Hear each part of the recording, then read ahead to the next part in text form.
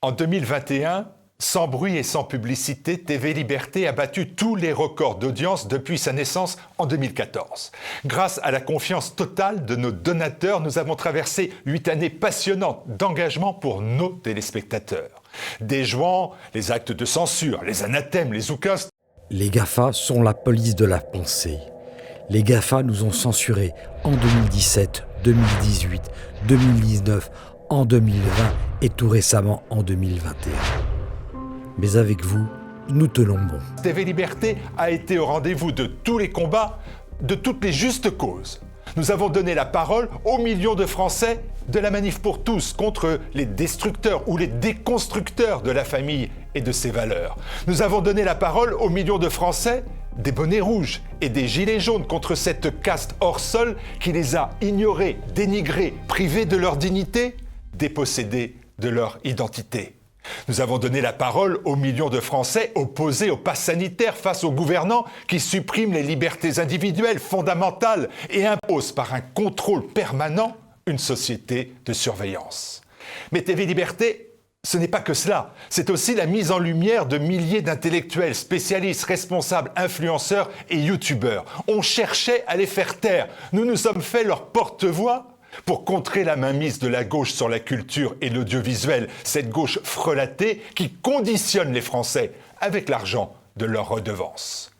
Symbole des nouveaux médias alternatifs, TV Liberté a bousculé la presse audiovisuelle dans son entier. Les médias les plus lucides comprennent dorénavant que leur survie se joue avec un esprit d'ouverture à toutes les sensibilités et à de nouveaux visages. Mais ce n'est plus suffisant. Ce n'est plus suffisant, le temps est venu de remplacer le vieux monde médiatique subventionné, épuisé, recuit. Procédons ensemble à ce grand remplacement.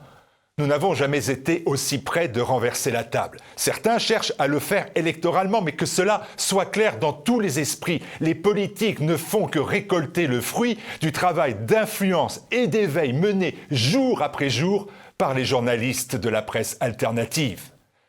L'année 2022 qui s'annonce va être l'année de tous les dangers. La France, chacun le sent bien, est à un tournant décisif où va se livrer la mère des batailles. TV Liberté ne cesse de renforcer son audience et son influence. Nous touchons dorénavant les Français par millions, pas par milliers, mais par millions. Le système et ses représentants ne nous pardonnent pas cette réussite. Ils ne nous épargneront aucun mensonge, aucun fake, aucun coup bas. Il faudra avoir les moyens de répondre et riposter, les moyens de créer, innover, les moyens de se battre pied à pied, maintenir les positions, lancer les offensives, gagner du terrain, briser les lignes adverses, remporter des victoires décisives, faire gagner nos justes causes. Nous sommes à un tournant. Jamais, depuis 2014, nous n'avons eu autant besoin de vous. Jamais. Nous avons besoin de votre soutien et de votre don. Nous avons vraiment besoin de nouveaux dons pour continuer de peser et empêcher la ruine de notre nation. Je vous demande de répondre dès maintenant à notre appel pour faire de TV Liberté une arme, le fer de lance du renouveau, de la renaissance, du redressement. TVL, une arme, le fer de lance de vos idées. Alors un seul mot d'ordre, mobilisation générale. 2022 est l'année de tous les dangers. Ils ne nous épargneront pas. En cette année décisive, TV Liberté est votre arme, le fer de lance de vos idées.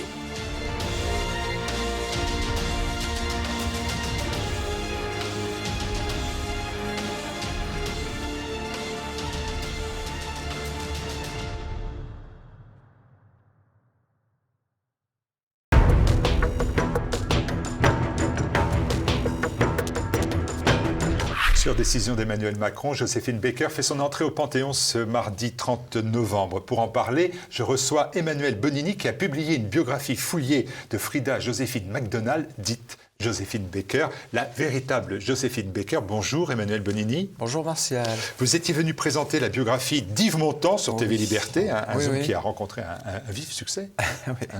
Et vous nous présentez aujourd'hui donc la véritable Joséphine Baker, une édition nouvelle d'un ouvrage qui date de 2000. Oui.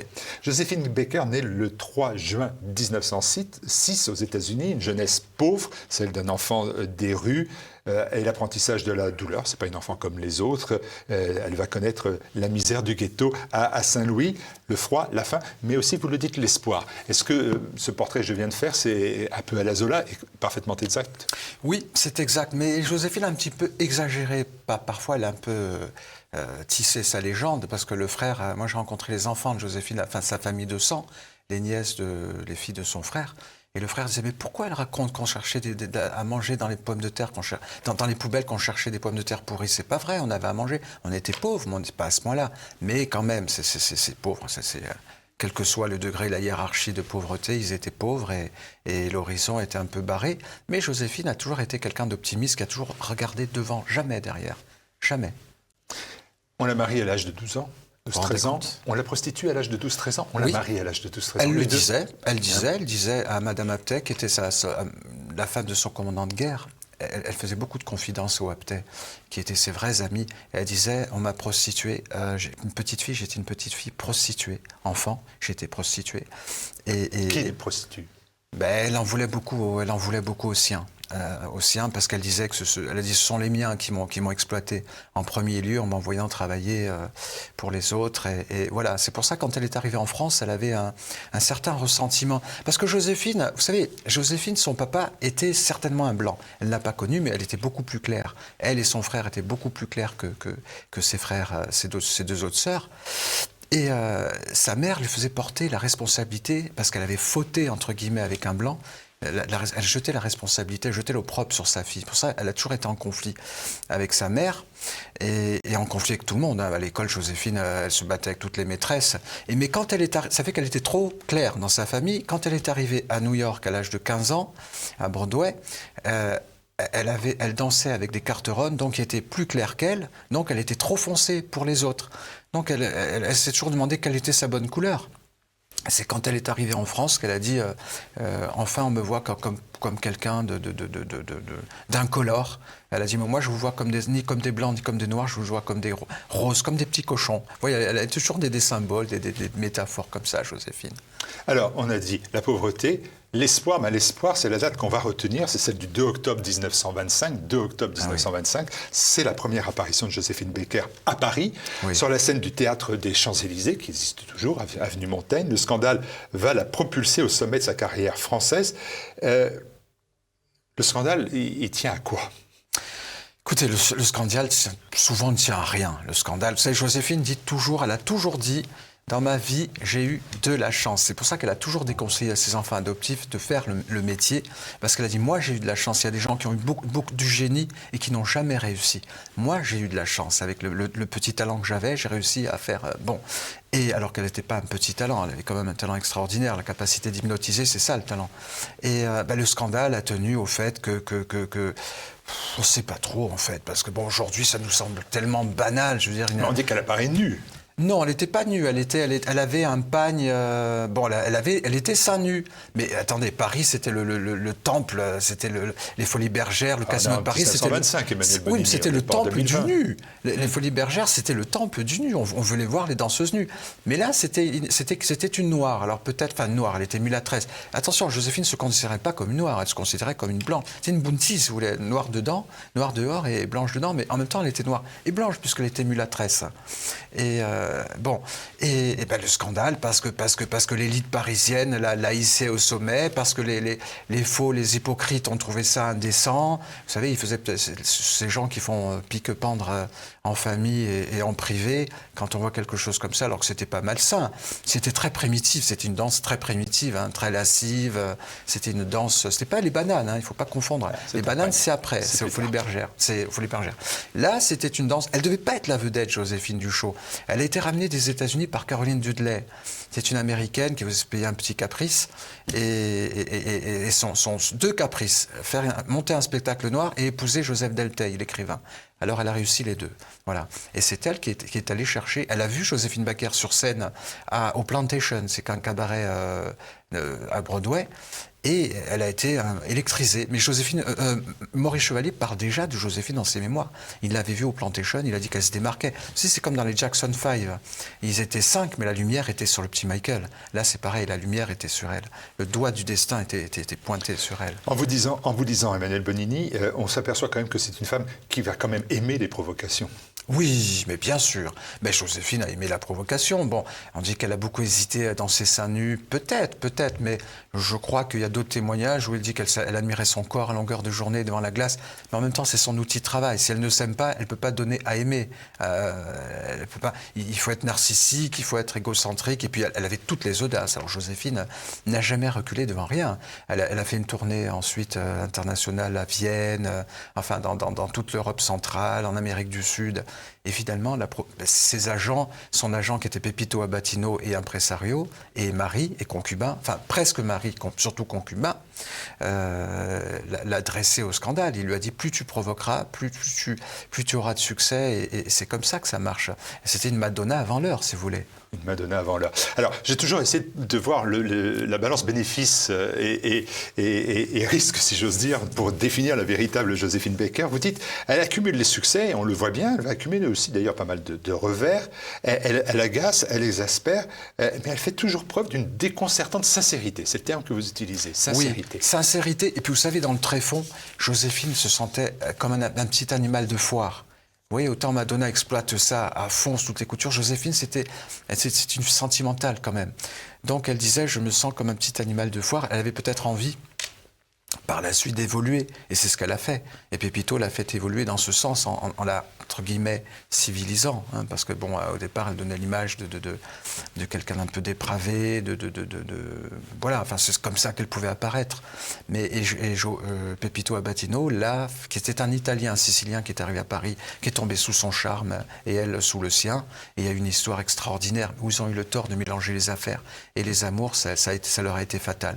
En 1936, il y a une rupture, Pepito est mort, enfin, ça a été terrible. Et Pepito l'a fait évoluer, il l'a fait chanter. Pendant la tournée internationale de 28 à 1930, il l'a fait chanter. Quand elle est arrivée à Paris en 1930, qu'elle est revenue à Paris, elle s'est installée au Casino de Paris, aux grandes dames de Mistinguett, dont le Casino de Paris était le fief. Alors la Mistinguett, c'était... Comment s'appelle déjà cette négresse qui danse avec des bananes voilà, enfin, c'est Miss. Bon. Et donc, elle a fait un triomphe absolu avec J'ai deux amours. Parce qu'elle s'est mis la France entre les dents, Joséphine. Elle était fascinée par le monde blanc, au point de vouloir devenir blanche. Elle le chantait en 1932, elle chante « Je voudrais être blanche, pour moi quel bonheur, si mes seins et mes hanches changeaient de couleur. » Alors que c'était la couleur de sa peau qui faisait son succès. En même temps, puisque pendant qu'elle voulait se blanchir, elle se frottait la peau avec des écorces de citron. À Deauville, les femmes, sur les plages, se doraient pour ressembler à Joséphine Baker. Il y avait des crèmes auto-bronzantes, enfin, c'était une folie. C'est un personnage qui a plu. Voilà, elle a plu. Alors, dans le personnage, il y a une facette à laquelle on va rendre hommage aujourd'hui au Panthéon, c'est bien évidemment la Joséphine Baker pendant la Seconde Guerre mondiale, agent du contre-espionnage français en septembre 1939, sous-lieutenant de l'armée française en octobre 1944. C'est une vraie résistante. Elle mérite la décoration au service de la France libre en octobre 1946, où c'est là encore un peu exagéré. Alors écoutez, je vais vous raconter ce qu'elle a fait. Mais d'abord, si vous permettez, je peux vous lire un passage. C'est la lettre du colonel Paillol. Alors, c'était le grand chef du contre-espionnage français. Hein, c'était le summum. Il m'a écrit, il adore Joséphine. Hein, il m'a écrit « Je ne serais pas loyal avec mes responsabilités de chef de service si j'affirmais que les services rendus à notre pays et à la résistance par Joséphine étaient essentiels et considérables. » Là, c'est le chef de service qui parle. Hein. Voilà. Il m'a dit « Mais je serais un ingrat si je ne me souvenais pas de l'enthousiasme de cette brave fille, de son désir farouche de mettre son talent au service de la France, de ses spectacles faits de charme, mais aussi de sentiments patriotiques sans faille, d'une immense générosité. » Alors Joséphine a rapporté beaucoup de sommes, beaucoup d'argent à l'armée française, beaucoup.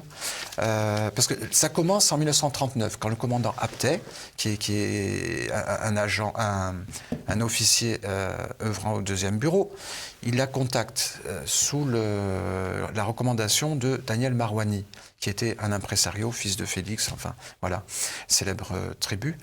Et Aptet va voir Joséphine au Vésinet, Et lui, il est très sceptique, parce que Mata Hari, tout ça, les femmes dans le contre-espionnage, ils n'en ont pas une très bonne opinion au deuxième bureau. Et il a été conquis par Joséphine, il lui a dit tout de suite, la France m'a fait ce que je suis prête à lui donner ma vie, je me mets entièrement au service de la France. Quel que soit l'ennemi qu'il y aurait eu en face, particulièrement celui-ci, pour elle, et pour beaucoup d'autres. Et donc la première mission, alors ça on ne le sait pas, parce que j'entends ces jours-ci, oui, elle a caché dans son château des Milandes des résistants communistes, etc. Il faut savoir qu'en 1939, le Parti communiste, au moins, même s'il y avait quelques communistes qui se sont engagés tout de suite, le Parti communiste était nazi. C'est-à-dire que le Parti communiste français suivait l'axe germano-soviétique, le pacte germano-soviétique. Donc l'humanité appelait à la collaboration avec l'Allemagne. Donc vous imaginez bien que Joséphine n'allait pas recevoir chez elle des communistes qui pouvaient être autant d'espions au service des nazis. Voilà, pas ça. Mais elle a fait d'autres choses. Mais le premier acte qu'elle a permis de faire, c'est de contrer un complot communiste envers russe envers la France, les intérêts français dans les colonies. C'est-à-dire qu'elle a été contactée par M.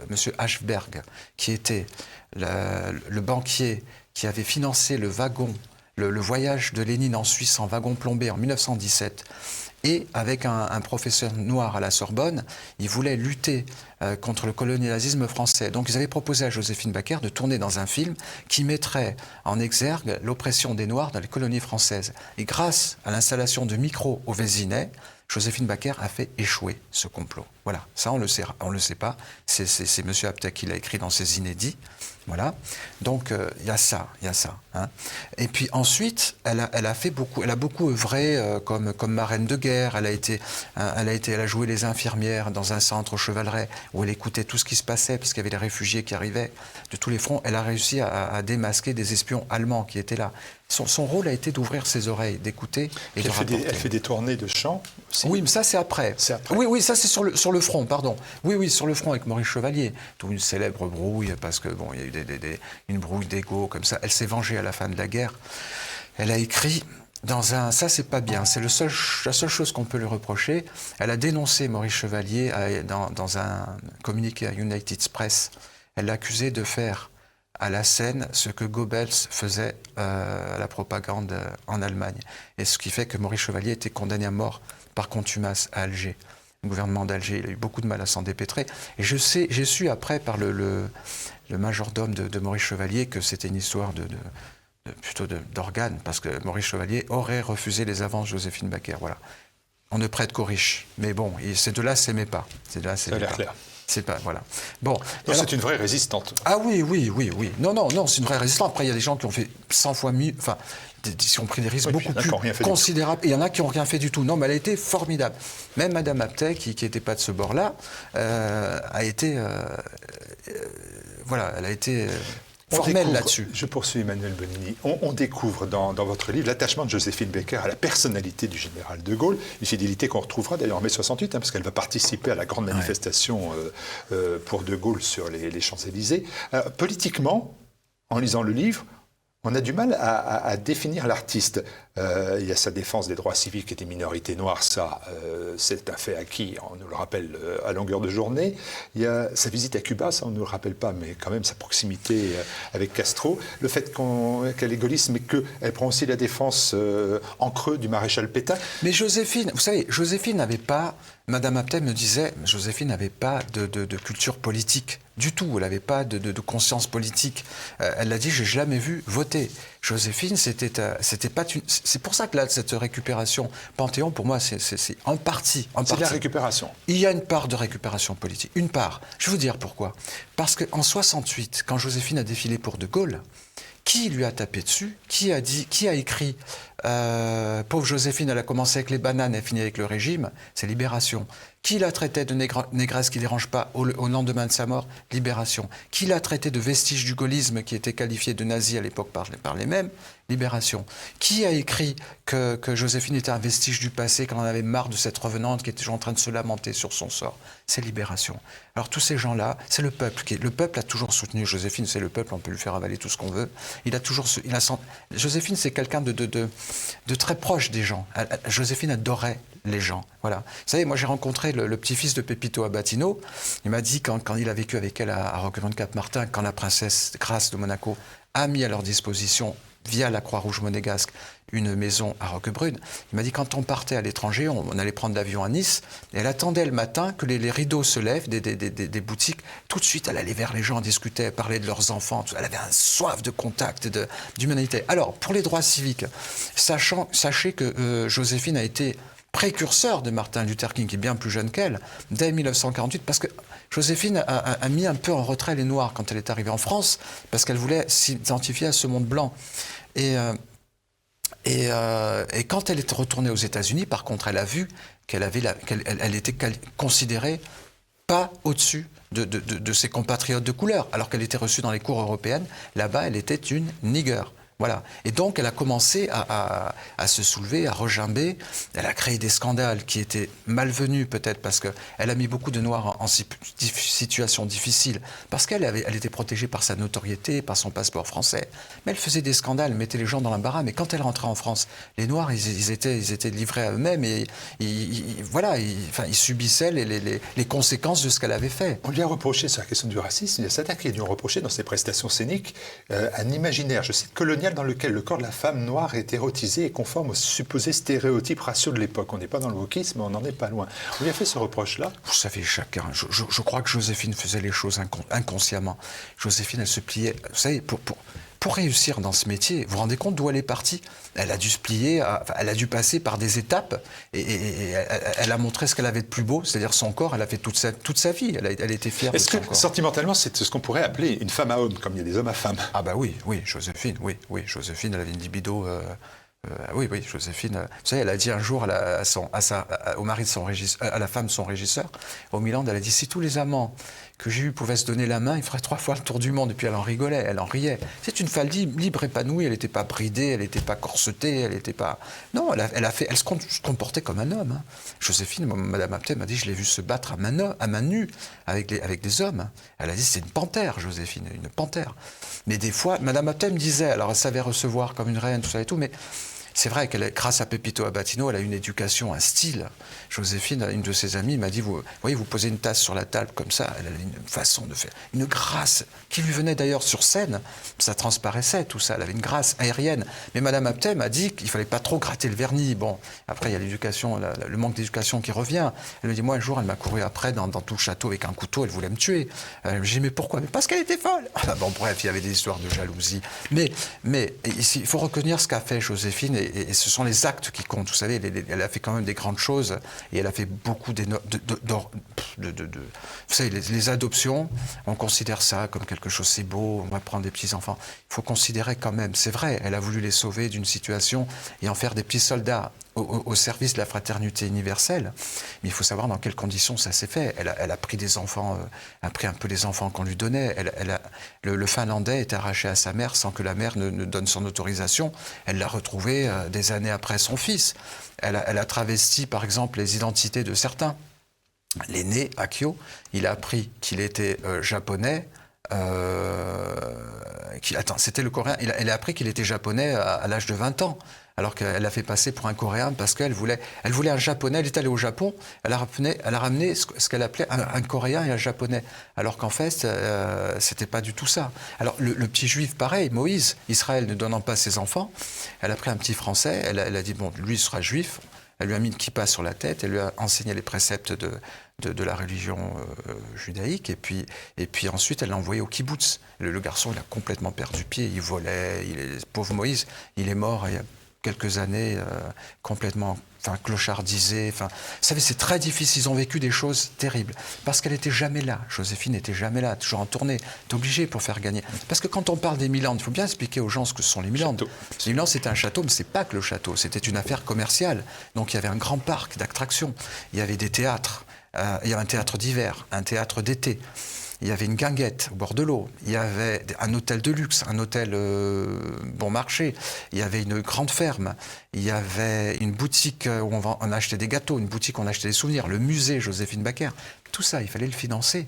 Et moi, j'avais rencontré l'architecte M. Bizouarne, Et il m'a dit, elle m'a jamais payé dans les travaux que j'ai faits, elle m'a jamais payé, elle a mis sur la paille beaucoup de gens. Jo Bouillon, elle était mariée avec Jo Bouillon, qui était un grand chef d'orchestre. Il s'est mis à son service. Il est resté là-bas, il jouait le Gentleman Farmer pendant que Joséphine était en tournée. Mais alors lui, il essayait de gérer, c'était quelqu'un de bourgeois qui avait la tête sur les épaules, il essayait de gérer le domaine. Quand Joséphine, c'est quelqu'un de bon sens, Joséphine arrivait de tourner, elle cassait tout ce qu'il avait fait. Elle arrivait, elle licenciait, elle mettait les gens à la porte. Jo Bouillon, elle repartait, Jo Bouillon se retrouvait avec les prud'hommes, etc. C'était comme ça, constamment. Et elle cassait tout. Si vous voulez, elle était sa propre ennemie, Joséphine. Elle avait des idées magnifiques, mais elle a été sa propre ennemie. Puis, pour élever, il vaut mieux être banquier pour élever 12 enfants. Il y a un de ses amis, il a dit tu aurais dû être Rockefeller et pas actrice de musical. C'est pour ça qu'en juin 64, elle est criblée totalement de dettes. Elle va commencer les dettes dès le départ, elle avait des dettes. Dès le départ, hein, Jo Bouillon lui disait, parce qu'elle construisait sans payer ce qu'elle avait déjà construit. Et là, vous évoquez des personnes qui vont venir à ses rescousses. Alors, j'ai vu par exemple Brigitte Bardot, par exemple, alors qu'elle ne la connaît pas. Voilà. Ou la Grâce de Monaco, qui va être très importante dans le soutien. Oui, ça je peux en dire un mot. Bien sûr. Notre amie Brigitte, notre grande amie Brigitte, voilà. Cette femme qu'on a vouée aux gémonies, qu'a fait la LICRA, qu'ont fait le MRAP pour venir en aide à Joséphine Baker quand elle était en Amouise? Sinon, sur papier, rien. Financièrement, rien. C'est Brigitte Bardot, qui ne connaissait pas Joséphine, qui n'a écouté que son cœur. Elle a vu cette femme qui appelait à... Parce que Joséphine était devenue une mendiante à la fin. C'est terrible avec l'argent qu'elle a eu. C'est terrible la situation dans laquelle elle était. Elle ne méritait pas ça. Et Brigitte a lancé un appel à la télévision. Elle a demandé à aller au journal de... Vous vous rendez compte, il y avait une chaîne à l'époque. Hein. Imaginez l'impact. Elle a lancé un appel à la télévision. Elle a dit, nous ne pouvons pas laisser Joséphine Baker dans cette situation. Cette dame va perdre sa maison, ses enfants vont se retrouver à la rue. Et cette femme a toujours été généreuse, courageuse, il faut lui venir en aide. Alors, vous savez pourquoi j'insiste sur Brigitte? Elle a signé un chèque. Suite à ça, Brigitte Bardot a fait des émules. Hein. Il y a des gens qui ont... Faradiba a envoyé un chèque important. Mais j'entends à la télévision parfois Lynn Renaud qui dit oui, qui se met au premier plan. C'est grâce à moi, Joséphine Baker est revenue à Paris, patati. Mais il faut savoir, Lynn Renaud, Joséphine Baker a beaucoup aidé Lynn Renaud. Au Casino de Paris en 1959, elle a pris une semaine pour lui donner tous les conseils. Évidemment, avec France Dimanche, avec Paris-Image, clic-clac, photo. Hein, c'est un prêté pour un rendu, c'est normal, c'est le métier. Mais Joséphine Baker, dans les années 70, quand elle était à Monaco, qu'elle a été expulsée de son château, que la princesse lui a permis d'avoir une maison, elle n'a pas acheté la maison, la princesse, c'est la Croix-Rouge, qui a avancé les fonds, Joséphine a remboursé, jusqu'au dernier centime. Mais Lynn Renaud, la secrétaire de Lynn Renaud, Michel Barbier, m'a dit... Joséphine me dictait des lettres de supplication désespérées à Lynn Renaud, qui était à Vegas. Elle lui disait, s'il te plaît, Lynn, trouve-moi des contrats, etc. Il faut que je fasse manger mes enfants. Jamais Lynn Renaud n'a répondu. Mais ça, c'est l'habitude de Lynn Renaud. Retour d'ascenseur, c'est niette. Voilà. Et ça, je trouve scandaleux que cette femme se mette en avant comme ça, alors que Brigitte a fait ce qu'elle avait à faire. Avec une dignité formidable. Elle s'est pris des coups de tous les côtés, Brigitte. Hein. Il y a toute la gauche qui lui a dit Madame Bardot n'a pas à définir le devoir des Français. Eh bien, Brigitte a toujours fait ce qu'elle a voulu. Elle a aidé Joséphine. Et Joséphine a dit c'est la seule artiste à ce jour à me venir en aide. Mars 1975, on est le 24 mars pour célébrer ses 50 ans de carrière. Joséphine Baker inaugure la rétrospective, sa rétrospective Joséphine à Bobino, à Paris. Un énorme succès qui s'arrête le 9 avril 1975. Elle meurt le 12 avril 1975. Funérailles catholiques à la Madeleine. Plus de 12 000 personnes réunies, à la fois populaires. Catholique, c'était pas inscrit. C'était sa religion. Joséphine, parce que le commandant Aptet disait ils veulent me récupérer. Bon, il y a des gens qui voulaient lui faire changer de religion, mais c'est comme dans la franc-maçonnerie. Elle a été franc-maçonne en 60, elle a dit ils veulent me faire franc-maçonne. Je ne sais même pas ce que c'est. Alors, le commandant Aptet lui avait dit attention, Joséphine, ils sont contre l'Église, ce qui n'est pas vrai, parce qu'il y a plusieurs formes de franc-maçonnerie, il y a des franc-maçonneries catholiques. Mais alors, elle a dit mais moi, je suis catholique, je le resterai toujours, ce qui ne m'empêche pas de prier, de pouvoir prier, soit dans une mosquée, soit dans une synagogue. Elle a dit parce que l'idée que je me fais de Dieu, soit Dieu est partout, soit il est nulle part. Voilà, donc elle n'avait pas de frontières. Joséphine, c'est une femme qui n'avait pas de frontières. Vous voyez, vous parliez de De Gaulle tout à l'heure. Je vous le racontais tout à l'heure, je crois que je pense que je peux le dire. André Malraux a publié un livre qui s'appelle « Ces chaînes qu'on abat », je crois en 1970, dans lequel il relate une conversation avec le général et il lui parle de Joséphine. Malraux parle de Joséphine et le général fait « Ah, cette pauvre brave fille ». Et quand la secrétaire de Joséphine a lu ça à Joséphine, elle était assise avec son chien sur les genoux à Monaco. Elle a dit, il y a des larmes qui ont coulé comme ça de son visage. Elle a, pourquoi il a dit ça? Pourquoi elle a dit ça? Elle s'est levée, elle a été promener ses chiens, et tous les livres de Gaulle qu'elle avait dans sa bibliothèque ont disparu de la bibliothèque. Elle a été touchée au cœur, elle n'a pas compris. C'était pas de la condescendance, je pense, de la part de Gaulle. Il s'émouvait peut-être de ce qui lui était arrivé. Peut-être. Voilà. Peut-être. Mais le fait est, c'est qu'elle a été douchée. Que reste-t-il de Joséphine Baker en 2021 ? Comment ? Qu'est-ce qui reste de Joséphine Baker en 2021 ? Ses biographes. Il biographes. reste Emmanuel Bonini. Non, il Ses reste... chansons ? Une chanson ? Beaucoup de chansons. Il en reste une. J'ai deux amours. J'ai deux amours. Paris. Il y a J'ai deux amours. Vous savez, ça a été ça. Vous savez, J'ai deux amours, quand elle a fait des tournées en Afrique du Nord, parce qu'on n'a pas parlé de l'Afrique du Nord, elle a été en mission en Afrique du Nord pendant toute la guerre. Elle était en Afrique du Nord, de 1941 jusqu'à la fin. Et elle faisait la tournée des popotes pour chanter, mais elle a été très malade. Elle a eu plusieurs occlusions intestinales, ce qui fait qu'elle a été immobilisée pendant 2 ans, le ventre ouvert sur un lit. Mais elle chantait, elle rapportait des sommes folles. Mais le général lui avait donné une petite croix de Lorraine en or à Alger. Elle a mise aux enchères à Beyrouth, ça a rapporté 500 000 francs pour les armées françaises. Elle n'a jamais voulu être payée. Ça, c'est extraordinaire. C'est pour ça, quand on dit elle a été espionne, elle disait non, je ne suis pas une espionne. Les espionnes font ça pour l'argent. Moi, je n'ai jamais touché d'argent pour ça. Voilà. Mais alors, ce qui reste, alors cette chanson J'ai deux amours, c'était le chanson J'ai deux amours et le drapeau français avec la croix de Lorraine, ça a été les armes de Joséphine pour cette propagande. Et c'est une chanson. Mais je sais comment elle a été conçue. Vous voulez que je vous en parle vite fait ? Allez, vite fait, vraiment vite fait. Nous étions en 1930. Joséphine Baker devait faire, donc, il fallait une chanson pour le Casino de Paris. Il y avait Vincent Scotto. Moi, je le tiens de Madame Zévaco, qui était la collaboratrice de Scotto, qui avait 97 ans, quand je l'ai rencontrée en 1995. Elle m'a raconté, on était dans la voiture, on montait au casino dans la rue de Clichy, et d'un coup Scotto il dit j'ai une idée, arrête la voiture. Il est descendu, Scotto et Cogé. Scotto a jeté 3 notes et Cogé a fait des paroles comme ça. J'ai deux amours, mon pied et Paris, par eux toujours mon cœur est ravi. Et voilà, ils sont arrivés, ils ont joué ça au piano, Scotto au piano, et Joséphine avait les larmes aux yeux comme ça. Elle a dit ça, ce sera ma Marseillaise. C'était sa Marseillaise. Les dernières questions très rapides, mais c'est un oui ou un non. Est-ce qu'elle mérite sa place au Panthéon ? Je ne sais pas, ça dépend des critères. Ça dépend des critères. Mais moi, je crois que le signal, c'est un signal fort envoyé au wokisme. C'est-à-dire que Joséphine était fière de son pays. Son pays, c'était la France. Elle ne voulait pas qu'on l'appelle Joséphine Baker. Elle disait, je suis française, qu'on m'appelle Joséphine Baker. Elle donnerait des leçons aujourd'hui à tous ces pseudo-antiracistes qui sont en fait, qui ont des arrières, des idées, enfin je sais pas, c'est pas très sain tout ça, qu'on attaque Brigitte Bardot comme ils le font, alors que c'est Brigitte Bardot qui est venue. Vous voyez les paradoxes comme ça.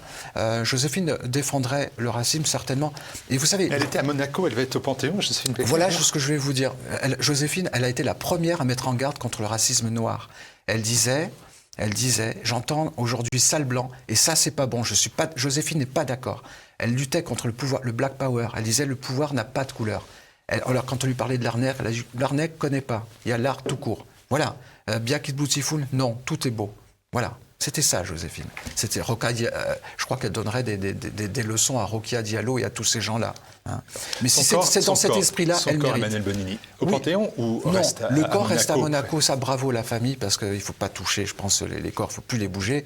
Non, il y aura un cercueil, il y aura un cénotaphe, ce qu'on appelle un cénotaphe. Et il y aura un cercueil qui sera monté le long de la rue Soufflot, avec de la terre de Saint-Louis du Missouri, de la terre d'Emiland, la terre de Monaco et de la terre de Paris. Voilà, enfin c'est très, très symbolique tout ça. Mais Joséphine était assoiffée de symboles. Je ne sais pas si elle aurait accepté d'être au Panthéon, je pense qu'elle aurait dit c'est trop. Elle n'aurait pas voulu. Je pense qu'elle n'aurait pas voulu. Un symbole pour le Panthéon en tout cas. Oui. La véritable Joséphine Baker, Emmanuel Bonini. Vous retrouvez bien évidemment l'ouvrage sur le site de TV Liberté à la rubrique boutique officielle. Plongez dans cette histoire de Joséphine Baker qui est un personnage incroyable. Hors norme. Merci à vous. Merci Martial, merci beaucoup. Et aussi, nous devons beaucoup de choses, enfin presque tout, à la SBM. Monte Carlo.